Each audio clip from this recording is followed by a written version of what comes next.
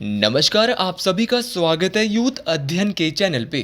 देखिए, आज डेट है 15 जून 2025 और आज हिमाचल प्रदेश लोक सेवा आयोग के द्वारा हिमाचल प्रदेश पुलिस परीक्षा को कंडक्ट करवाया गया था। देखिए, ये परीक्षा बहुत ही आसान थी। तो सबसे पहले हम इसकी जीके सेक्शन को देखने वाले हैं। बहुत ही आसान था जीके सेक्शन। हमारे द्वारा जितने भी क्वेश्चन है वो सारे के सारे क्वेश्चन इस परीक्षा में पूछे गए थे। तो पहला क्वेश्चन था कि मरकरी थर्मोमीटर का आविष्कार किसने किया। तो अगर बात करें मरकरी थर्मोमीटर की, तो उसको इन्वेंटेड किया था आपका डैनियल ग्रेबियल फ़ारेनहाइट। देखो भाई, यहाँ पे हमने आविष्कारों से रिलेटेड बहुत सारे क्वेश्चन आपको यूट्यूब पे करवाए थे, तो ऑप्शन ए यहाँ पर बिल्कुल सही था। देखिए, मैरी क्यूरी, इनको तो 2 बार नोबेल पुरस्कार मिला था, ये तो नहीं थी। ना पियरे क्यूरी था, न्यूटन भी आपको पता है कि ये भी नहीं थे। अगला क्वेश्चन था कि identify from the following cities where was the first national institute of design established in India. तो जिस भारत के नगर में प्रथम राष्ट्रीय डिजाइन संस्थान स्थापित किया गया, उसकी पहचान निम्नलिखित में से कीजिए। तो भारत के प्रथम नगर में जो प्रथम राष्ट्रीय डिजाइन संस्थान स्थापित किया गया था, तो एक बार हमने अपनी टीजीटी वाली टेट वाली जो सीरीज है वहाँ पर ये क्वेश्चन पढ़ा था। तो ये किया गया था आपका अहमदाबाद में। तो भारत के अहमदाबाद में जो है राष्ट्रीय डिजाइन संस्थान जो है वो स्थापित किया गया था। इस बात को आपने याद रखना है। तो बहुत आसान पेपर था। नाटो का मुख्यालय कहाँ पर है? भाई, नाटो के बारे में पढ़ पढ़ के हम थक गए थे।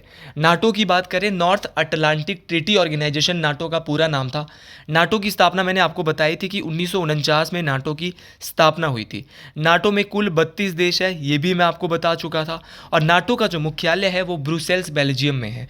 बेल्जियम देश की जो राजधानी है ब्रुसेल्स, वहीं पर जो है नाटो का मुख्यालय है। देखो, मैंने पहले ही बोला था कि अगर आप पुलिस का पेपर देने जा रहे हो तो आपके लिए ऑर्गेनाइजेशंस बहुत इंपॉर्टेंट है। मैंने नाटो के बारे में वहाँ आपको नाटो की फुल फॉर्म बताई थी। नाटो का 32वां देश कौन बना है? नाटो के प्रमुख मार्क रूटे। कौन है? मार्क रूटे है। तो इन सभी चीज़ों को, इन सभी प्रश्नों को आपने बिल्कुल याद रखना था। तो नाटो का जो हेडक्वार्टर था वो ब्रुसेल्स बेल्जियम में था। अगला क्वेश्चन देखो, हिमाचल की किताबों से बहुत से क्वेश्चन पूछे गए थे। और कुल्लूत देश की कहानी नामक पुस्तक के लेखक की पहचान निम्नलिखित में से कीजिए। तो कुल्लूत देश की जो कहानी बुक है वो लिखी थी भाई आपके लालचंद प्रार्थी ने। विद्या स्टोक हिमाचल प्रदेश विधानसभा की पहली महिला स्पीकर थी। अब ये तो बिल्कुल नहीं हो सकती। सुनील दत्त गौतम, शांता कुमार की बहुत सारी किताबें मैं आपको बता चुका था। लाजो, पहाड़ बेगाने नहीं होंगे, राजनीति एक षड्यंत्र। लेकिन जो कुल्लूत देश की कहानी है वो बहुत बहुत आसान किताब थी और मैंने बार बार बोला था कि पुलिस के परीक्षा में बुक आपसे पूछी जा सकती है। तो कुल्लूत देश की कहानी जो बुक है वो लिखी थी लालचंद प्रार्थी। अगला है अंतर्राष्ट्रीय योग दिवस की तिथि की पहचान कीजिए। देखिए, अभी जून का माह आने वाला है और अभी अंतर्राष्ट्रीय योग दिवस भी मनाया जाता है। कब मनाया जाता है? 21 जून को। और बहुत बार हम इसके बारे में डिस्कस कर चुके हैं कि 21 जून को क्या मनाया जाता है। और इंपॉर्टेंट डे से क्वेश्चन पक्का था, पक्का क्वेश्चन आना ही आना था। अगर किसी बच्चे ने हमसे कोचिंग ली होगी तो उनको पता था कि मैंने जीके उनको किस लेवल का करवाया था। सारे क्वेश्चन देखो, मैंने पहले ही बोला था कि बच्चा 20 क्वेश्चन जीके के रहने वाले हैं। 20 में से आपके आपके 20 में से 15 से 16 क्वेश्चन तो वो है जो सबको आएंगे, लेकिन 3 से 4 क्वेश्चन ऐसे रहने ही रहने वाले जो किसी को नहीं आएंगे। ठीक है, जिसमें सब बच्चों का थोड़ा ऊपर नीचे होने वाला है। तो 15 से 16 क्वेश्चन तो सब बच्चे वहाँ पे 17 क्वेश्चन सही करके आए थे जो हमने करवाए थे। तो अंतर्राष्ट्रीय योग दिवस जो मनाया जाता है वो भैया आपके 21 जून को मनाया जाता है। आपको ये सारी चीज़ें याद रखनी है, जितनी भी चीज़ें हैं ना। इंपॉर्टेंट डेज मैं आपको जो अपनी डिटेल वाली वीडियो है वहाँ पे बहुत डिटेल से बताता रहता हूँ। जैसे कि अभी जून चला है, जून में क्या क्या मनाया जाता है। जैसे कि 21 जून को अंतर्राष्ट्रीय योग दिवस होता है। बहुत बार पूछा जाता है 5 जून को क्या होता है, तो 5 जून को विश्व पर्यावरण दिवस होता है। आपका 9 जनवरी को क्या मनाया जाता है, तो 9 जनवरी को प्रवासी भारतीय दिवस मनाया जाता है। आपका जो 12 जनवरी होता है, 12 जनवरी को राष्ट्रीय युवा दिवस होता है। 10 जनवरी को आपको क्या होता है, 10 जनवरी को आपका जो है वो विश्व हिंदी दिवस मनाया जाता है। तो ऐसे ऐसे इंपॉर्टेंट डेज मैं आपको एक एक करके बताता था और आपने बिल्कुल सही भी किए होंगे। माफ़ी चाहूँगा, थोड़ा सा स्क्रीन में थोड़ा प्रॉब्लम हो गई थी। भाई देखो, इसके बारे में तो मैं आपको बहुत बार पढ़ा चुका हूँ कि IMF एक संगठन है और IMF की मुद्रा का नाम है SDR। और IMF का जो पूरा नाम है वो है इंटरनेशनल मॉनेटरी फंड। तो IMF का जो पूरा नाम है वो इंटरनेशनल मॉनेटरी फंड है। तो ऑप्शन डी यहाँ से बिल्कुल सही कर देना है आपने। तो यहाँ पे इस क्वेश्चन में क्वेश्चन नंबर 56 था, ये 56 का जो बिल्कुल सही था वो था IMF का पूरा नाम जिसका नाम है इंटरनेशनल मॉनेटरी फंड। IMF एक ऐसा संगठन है जो कि विकासशील और दूसरे विकसित दोनों देशों को क्या देता है? कर्ज देता है। ये भी आपने बिल्कुल सही किया होगा। अगला था आपका, in which following district of Himachal Pradesh the Kumarwah lake is located. देखो कुमारवा झील तो आपने सुनी ही होगी। कुमारवा झील कहाँ पर है? तो कुमारवा झील आपके कहाँ पर है? तो कुमारवा झील है आपके मंडी जिले में। तो भैया ये तो सबने सही किया होगा कि कुमारवा झील कहाँ पे है। कुमारवा झील है, कुंतब्योग झील है। देखो कुमारवा झील यार, अगर तो देखा जाए कुमारवा झील वैसे मंडी में है। हिमाचल की बुक्सों में अगर हम देखें तो कुमारवा झील मंडी में है। लेकिन एक दो जगह मैं देख रहा था, जब गूगल मैंने सर्च किया थी कुमारवा झील जो वहाँ पे, देखो हम तो मंडी पढ़ते आ रहे हैं, लेकिन एक जब गूगल सर्च कर रहे हैं तो वहाँ करेरी झील को कुमारवा झील कहा जाता है। ऐसा तो इस क्वेश्चन में थोड़ा सा सस्पेंस है, लेकिन मेरा मानना ये कि ऑप्शन ए आप बिल्कुल सही मान के जाएँ यहाँ से। अगला क्वेश्चन इससे भी आसान क्वेश्चन है कि which following pass of Himachal Pradesh is located as the highest altitude. तो हाईएस्ट एल्टीट्यूड वाला, सबसे अधिक ऊंचाई वाला दर्रा निम्नलिखित में से बताना है। देखो तेलंग दर्रा और कुक्ति दर्रा, यही यहाँ पे थोड़े बहुत ऊंचाई वाले हैं, मतलब कि इनकी ऊंचाई 4900 कुछ मीटर है। तो इन दोनों में जब मैंने देखा तो सबसे अधिक ऊंचा जो दर्रा था वो था आपका कुक्ति पास, कुक्ति दर्रा। और अगर कुक्ति दर्रे की बात करें तो ये चंबा को पांगी के साथ जोड़ता है। तो चंबा को पांगी के साथ जोड़ने वाला दर्रा है कुक्ति दर्रा, और सांच दर्रा है, दराटी दर्रा है। तो कुक्ति दर्रा आपको याद रखना है, और ये लाहौल और भरमौर के बीच है। अगर देखा जाए तो ध्यान से, तो लाहौल और भरमौर के बीच है। भाई बारू दर्रा, बारू दर्रा आपको चंबा के कांगड़ा को जोड़ता है। तो चंबा के कांगड़ा से जो जोड़ने वाला दर्रा है वो बारू दर्रा है। आपने तेलंग दर्रा पढ़ा होगा, तेलंग दर्रा, तेलंग दर्रे की ऊंचाई, ये तेलंग दर्रा कहाँ पे? तो तेलंग दर्रा भी आपके चंबा को कांगड़ा के साथ जोड़ता है। तो तेलंग दर्रा ये भी चंबा को कांगड़ा से जोड़ता है। आपका बारू दर्रा है, बारू दर्रा भी किससे किसको जोड़ता है? तो बारू दर्रा भी आपके किससे किसको जोड़ता है? तो ये भी आपके चंबा को कांगड़ा से जोड़ता है। कुक्ति दर्रा तो आपको मैंने बता दिया, ये लाहौल और भरमौर के मध्य है, मोस्ट इंपॉर्टेंट है। और सिंगूर दर्रा, सिंगूर है, सिंगूर, ठीक है। सिंगूर दर्रे की बारे में भी हम बहुत बार बात कर चुके थे। तो ये सिंगूर दर्रा जो है वो कांगड़ा और भरमौर के मध्य था। अगला क्वेश्चन देखिए, हिमाचल प्रदेश में निम्नलिखित में से किस महीने में मिंजर मेला मनाया जाता है? तो बताइए भाई, मिंजर मेला बहुत आसान था, मैंने बहुत बार बोला है आपको कि second Sunday of Sawan month. अब second Sunday of Sawan month से third Sunday of Sawan month तक चलता है आपका कौन सा मेला? मिंजर मेला। अच्छा जी, ये भी बता दिया आप। तो ये अगर मैं बात करूं मतलब कि यानी मतलब कि अगस्त महीने में, क्योंकि सावन मंथ जो होता है वो अगस्त माह में ही होता है। जुलाई से अगर शुरू भी होता होगा, लेकिन जो लगता है श्रावण मास वो अगस्त में लगता है। तो second Sunday of Sawan month से third Sunday of Sawan month तक जो मेला मनाया जाता है वो मिंजर मेला मनाया जाता है। और मिंजर का जो अर्थ होता है वो मक्की का फूल होता है।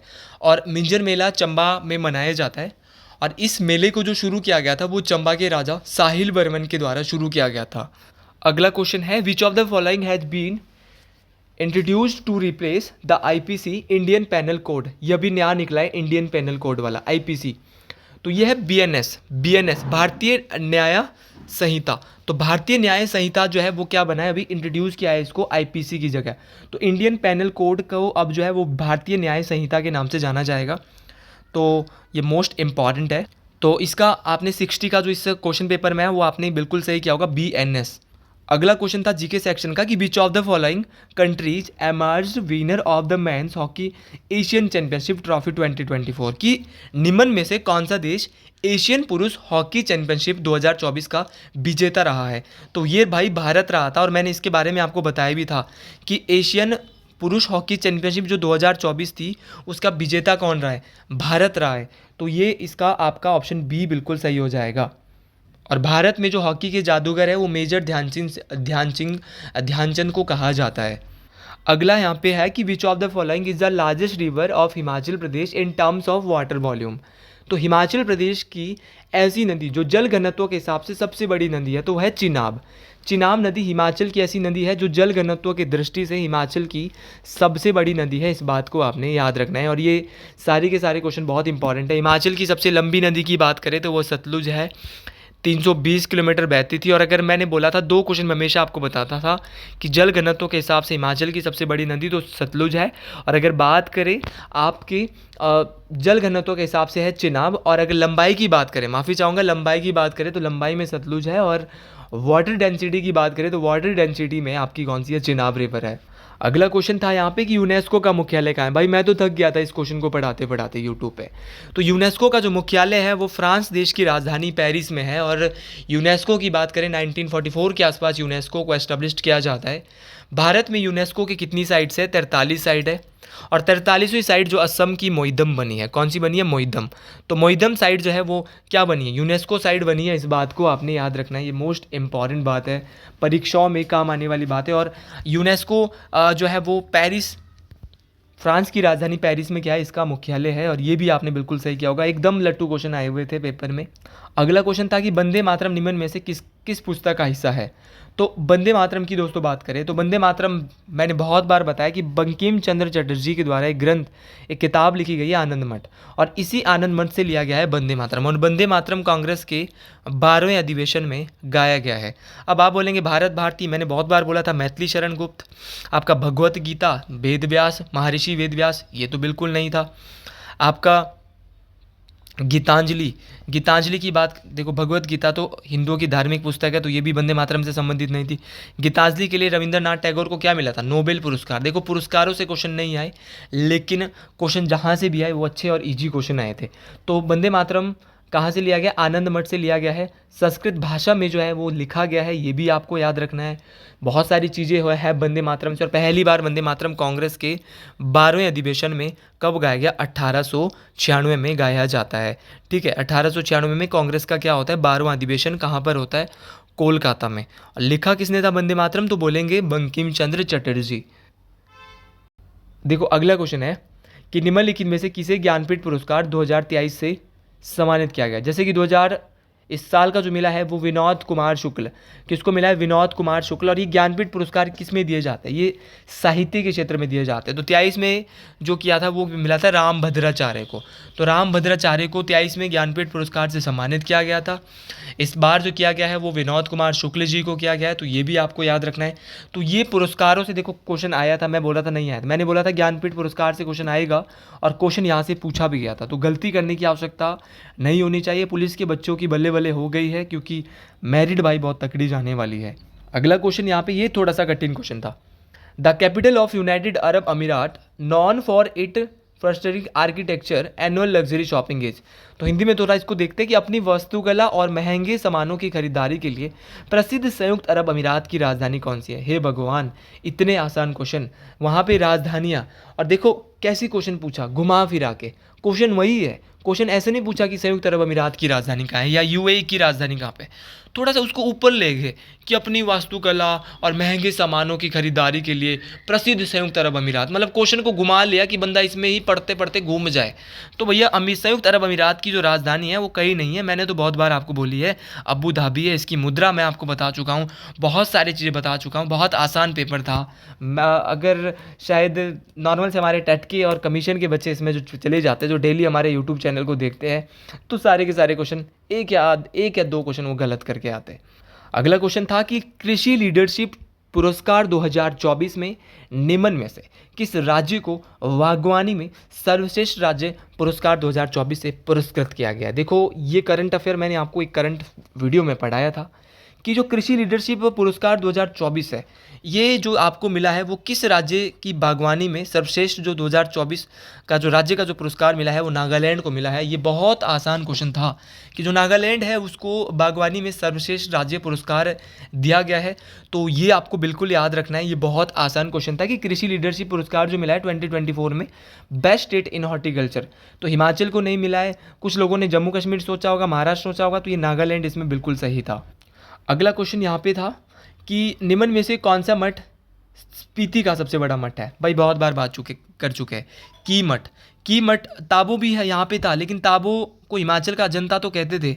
गैमूर मठ था, लाहकुन मठ था, लेकिन सबसे इंपॉर्टेंट मैंने बताया था की मठ जो है वो स्पीति घाटी का सबसे बड़ा मठ है। इस बात को आपने याद रखना है, ये सारी चीज़ें बड़ी आसान चीज़ें थी। अगला क्वेश्चन था कि हिमाचल प्रदेश के निम्न में से किस जिले में राष्ट्रीय गोकुल मिशन के तहत एक उत्कृष्ट केंद्र स्थापित किया गया है? तो हिमाचल प्रदेश के ऐसा कौन सा जिला है जहाँ पर नेशनल जो सेंटर ऑफ एक्सीलेंस है, जिसको राष्ट्रीय गोकुल मिशन के तहत एक उत्कृष्ट केंद्र जो है वो स्थापित किया गया है? तो इसका जो राइट आंसर था वो था आपका कौन सा? ऊना। तो ऊना जिले को जो है वो हिमाचल प्रदेश के राष्ट्रीय गोकुल मिशन के तहत एक उत्कृष्ट केंद्र के रूप में स्थापित करा गया है, ये भी मोस्ट इंपॉर्टेंट है। और अंतिम क्वेश्चन था कि नेताजी सुभाष चंद्र राष्ट्रीय खेल संस्थान निम्न में से किस स्थान पर स्थित है? तो नेताजी सुभाष चंद्र बोस राष्ट्रीय खेल संस्थान जो है, तो मेरा मानना है इसका राइट आंसर कोलकाता तो नहीं है, पटियाला हो जाएगा। कोलकाता में है कोलकाता में है नेताजी सुभाष चंद्र बोस अंतर्राष्ट्रीय हवाई अड्डा। अब लोगों ने इसको हवाई अड्डा सोच के यहाँ लगा दिया होगा आँख बंद करके। भाई नेताजी सुभाष चंद्र बोस जो जो आपका राष्ट्रीय खेल संस्थान है वो पटियाला पंजाब में है। तो ये आपकी जीके की आंसर की थी। बहुत जल्द मैं हिंदी की आंसर की आपके बीच लेके आऊँगा। तो आज के लिए इतना ही, बाकी देखते हैं हिंदी की आंसर की। हर हर महादेव टू ऑल। अगर आपको वीडियो अच्छी लगी, आंसर की अच्छी लगी है तो हर हर महादेव एक बार कमेंट बॉक्स में ज़रूर लिखिएगा।